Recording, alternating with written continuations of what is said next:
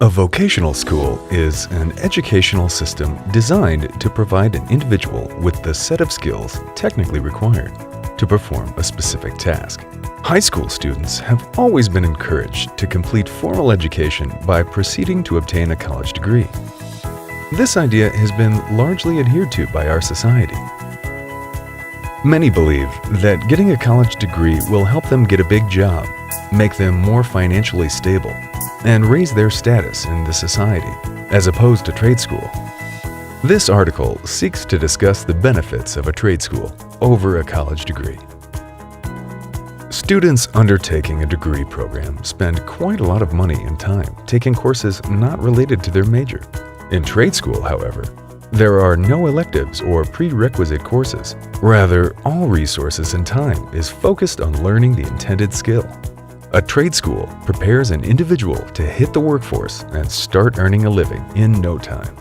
The cost of obtaining a bachelor's degree is estimated to be $30,000 to $70,000 per annum. When multiplied by a 4-year college duration, it is really an enormous amount. According to Idaho Department of Labor, it costs an estimated $127,000 to get a bachelor's degree in the United States. It was reported in 2016 that a great percentage of college graduates in that year accumulated debts of over $37,000 from students' loans. On the contrary, it costs much less to learn a skill. For instance, it costs about $10,000 to $25,000 to obtain an associate degree in auto mechanics, which can be completed only in 2 years.